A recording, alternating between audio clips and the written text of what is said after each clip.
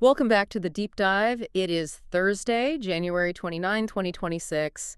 And honestly, if you've been glancing at your news feed today, you might feel like you're watching a split screen movie. Oh, definitely. And the two halves of that screen are playing completely different genres. It really is. I mean, you could call today the Super Bowl for the digital asset world. But it's a messy one, a chaotic overtime kind of game. Exactly. On one side of the screen, we have the machinery of Washington, just grinding to a halt. We're talking absolute gridlock in the Senate. But on the other side, you've got these huge corporate chess moves and, well, regulatory tectonic plates shifting faster than we've seen in a decade. We really do. And to make sense of all this, we're pulling from a massive stack of sources today.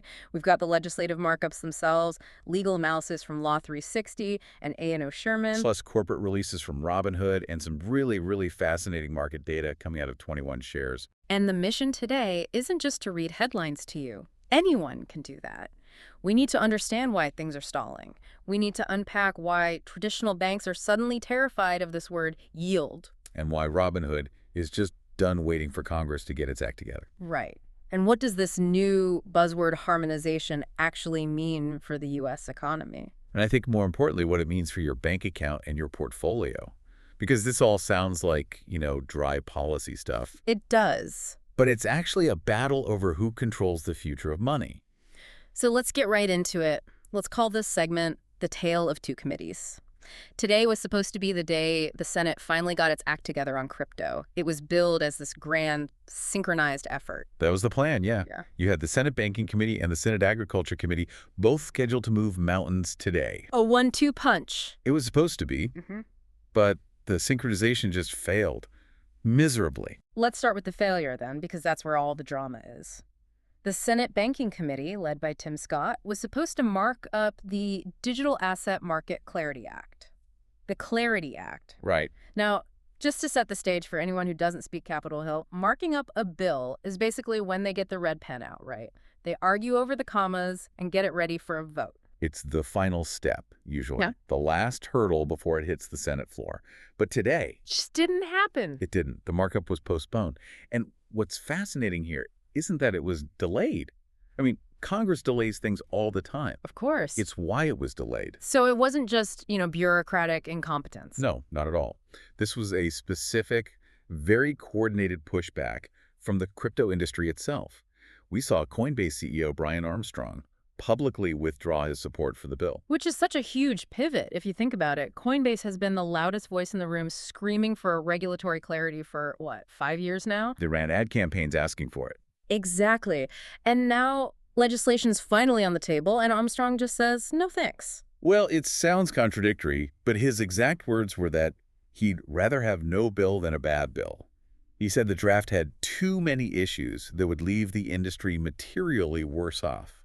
Okay, but if you peel back the layers on that, and you look at the analysis from A&O Sherman, this isn't about a bunch of vague issues, is it? No, it's about one specific thing, the yield debate. Right, let's drill down on this, because yield debate sounds like something only an accountant would care about. But you're saying this is the main friction point. This is what's blocking the law. It's the existential threat. I mean, think about how a traditional bank makes its money. The model hasn't changed in 100 years. Right. You give them your money. They pay you maybe 0.01% interest, basically nothing, and then they turn around and lend that money out at 7 or 8%. The spread is their profit. Nice work if you can get it. Exactly. Mm. But now, look at stablecoins. The crypto industry wants to pass that yield back to the user. They want to say, hey, hold our stablecoin and we'll pay you 5%, because that's what government bonds are paying. They want to pass the earnings to the actual depositor. Yes. And the banks are looking at this and thinking, Uh-oh. uh-oh, is putting it mildly.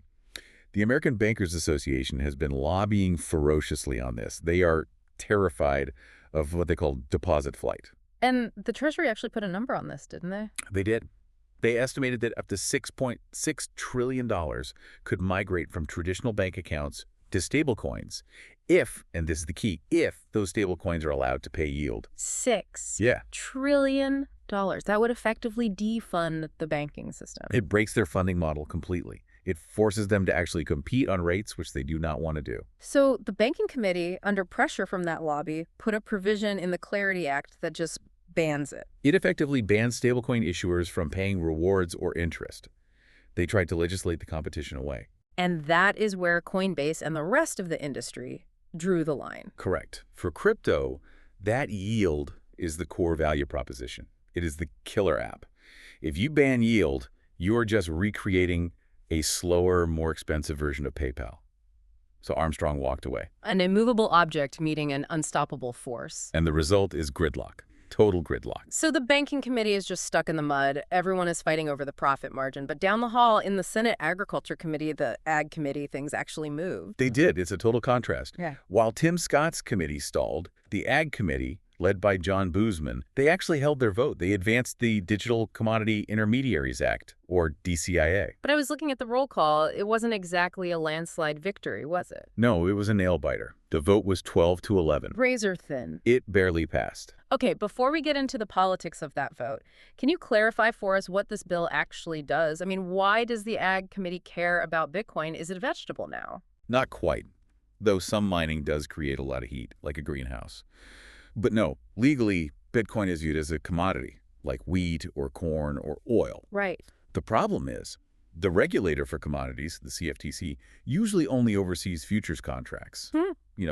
Betting on the future price of corn. They don't typically regulate the spot market, which is where you just buy the actual cone or, the actual Bitcoin. So there was a gap. No one was officially watching the spot market where regular people buy and sell. Exactly. A massive blind spot. The DCIA closes that gap. It gives the CFTC direct authority over digital commodity spot markets.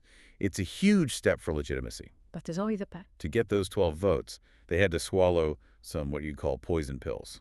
I was reading about these amendments. Some of them seem pretty aggressive. They are. And they're defining features of this new landscape. Senator Durbin pushed through a prohibition on bailouts. It's explicit. No taxpayer money can ever be used to save a crypto intermediary. So no too big to fail for crypto. None. Zero. Yeah. If you go bust, you go bust. Even if you hold billions in assets. And then you have Senator Tuberville's amendment. The national security one. That's the one. It bans platforms owned by foreign adversaries. It specifically names China, Russia, Iran, and North Korea. That feels like a common sense move in the current climate, but I imagine that creates a compliance nightmare for these global platforms. Oh, it does. I mean, think about how distributed these teams are. If you have majority ownership or significant control from those nations, you cannot register in the U.S., period. So Congress is a mixed bag today. Banking is paralyzed by the yield fight.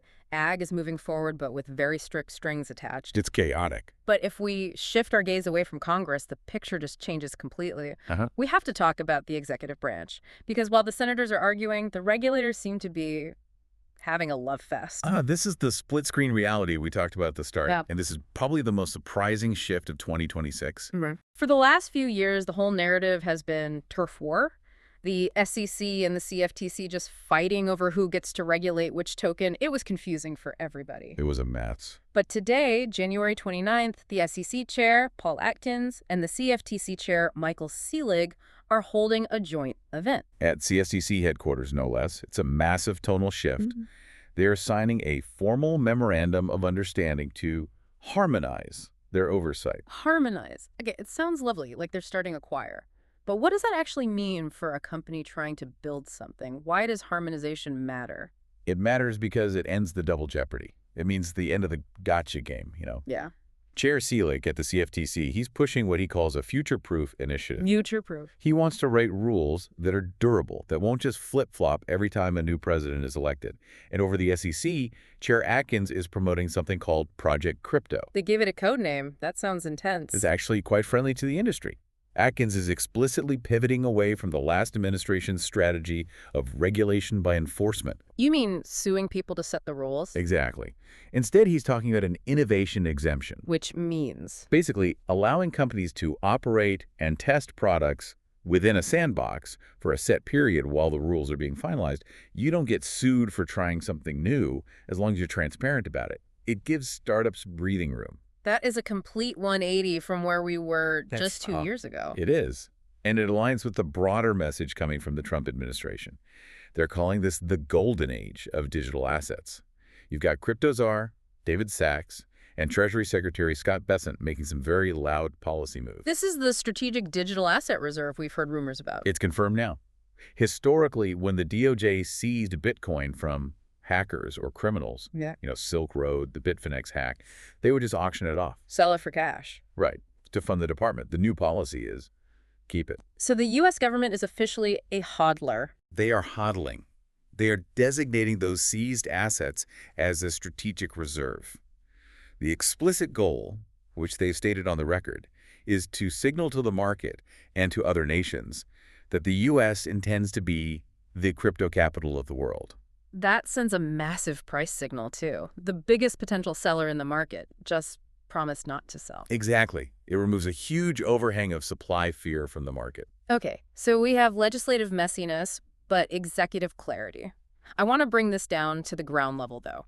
We're throwing around trillions of dollars in strategic reserves, but what does this mean for the person listening who just wants to use an app on their phone? For that, you really have to look at Robinhood. They are the perfect case study for how this weird regulatory environment impacts a real business and its users. Robinhood CEO Vlad Tenev has been on a bit of a media blitz lately, hasn't he? He has. He sounds frustrated. He's been meeting with officials in D.C., and he's basically complaining about the chaotic mess of state-by-state laws. He calls it the staking wall. Staking wall. Okay, break that down. So going back to that yield concept, Robinhood wants to offer staking to its customers, where you can earn passive income on your crypto. Right. But right now, they have to block users in California, Maryland, New Jersey, and Wisconsin. Just those specific states. Just those. Because those specific state regulators have said no, it's a patchwork. You can do it in Texas, but not in California. Tenev points out the irony here. He calls it the European tourist problem. What's that? If you're a Robinhood customer in Europe, you can trade tokenized versions of nearly 2,000 U.S. stocks. You can trade them 204/7. But if you're a U.S. customer living in the country where those companies are actually from, you can't. You can't. The U.S. is effectively blocking its own citizens from its own financial innovations while exporting them to Europe. That's Tenev's whole argument. Precisely. He says we are ceding ground. So Robinhood made a decision. They aren't waiting for Congress. They're not waiting for the banking committee to figure out the yield issue. They decided to build their own infrastructure. And that leads us to the acquisition they just closed on January 20th. MeXDX. This is a monster move. And I think most people miss the significance of this because the name just sounds like alphabet soup. It does. But by acquiring MeXDX, Robinhood didn't just buy a company. They bought the licenses. They now own a CFTC-licensed designated contract market and a derivatives clearing organization. Those are mouthfuls. Simplify that for us. Okay, think of it like this. Instead of asking a casino if you can set up a poker table in their lobby, you just bought the casino license. You are now the house. So they don't need a middleman. No middleman. They own the plumbing. Yeah. And this allows them to pivot into prediction markets. Right, which are having a huge moment. Yes. Betting on election outcomes, sports, economic events. Robinhood is building a super app. The vision is you log in and you can trade Apple stock, buy Bitcoin, and bet on who wins the Super Bowl, all from the same wallet. That is a bold strategy. Essentially, if you won't give me the rules, I'll buy the referee. Or at least I'll buy the referee's whistle. No. Tenev is still pushing for federal preemption, a federal law that would override those state bans. But in the meantime, he's building a fortress with these CFTC licenses so he can operate regardless. Speaking of markets reacting to clarity, we have to talk about the asset that has, effectively emerged from the other side of this whole tunnel. XRP. XRP. If you want to know what post-regulatory clarity looks like, just look at XRP in 2026.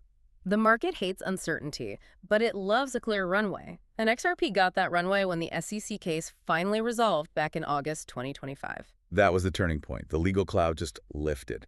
And the market response has been nothing short of historic. We're looking at data from 21 shares here. And it's pretty staggering. When the US XRP spot ETFs launched, they attracted over $1.3 billion in their first month. $1.3 billion, that's a lot of inflow. It was a 55-day streak of positive inflows, relentless. But here's the mechanism you need to understand. It created a supply shock. How does that work? Well, you have these ETFs just vacuuming up XRP to back their shares. That's huge institutional demand. Right. But on the other side, you have the XRP army, the community that held this token through years of lawsuits. They aren't selling. They feel vindicated. So demand is skyrocketing, but supply is incredibly tight. And exchange reserves of XRP have hit a 7-year low. Economics 101 says price has to adjust upward. But it's not just speculation. There's real utility happening now, which is what the critics always said was missing. You're talking about Ripple's stablecoin, RLUSD. Exactly. Ripple launched RUSD, and in under a year, it hit a market cap of $1.38 billion. That's incredibly fast growth for a new stablecoin. It is, and it's driven by usage. It shows the XRP ledger is finally being used for what it was designed for, financial plumbing, tokenized real-world assets. Banks and institutions are actually using the network now because they know they won't get sued for it. That clarity was the key that unlocked everything. It's a glimpse into the future for the rest of the market, I guess, assuming they can get that same clarity. So let's try to synthesize all this. Today, January 29th, 2026, Congress is a mess. A total mess. Banking is stalled, ag is moving but demanding blood. The regulators are shaking hands and promising peace.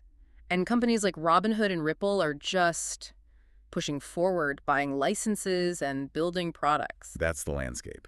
It is messy, but it is moving. And if we zoom out, 2026 really is the year of institutional realignment. Institutional realignment, that sounds serious. It is. It means the days of the Wild West are officially over. We aren't talking about obscure projects in a basement anymore. We're talking about integration with the entire U.S. financial system. We're talking about fighting over interest yields that rival savings accounts. We're talking about whether the U.S. government itself is going to hold Bitcoin as a strategic asset. It feels like the industry is finally putting on a suit and tie, but maybe the suit's a little tight and they're still figuring out how to tie the knot. That is a great analogy. And as they put on that suit, there's one final provocative thought I want to leave listeners with. Lay it on us. Go back to that Prohibition on Bailouts Amendment in the Senate Ag Bill. The Durbin Amendment. The no taxpayer money rule. Think about what that really signifies. The crypto industry has spent 15 years asking to be treated like grown-up finance.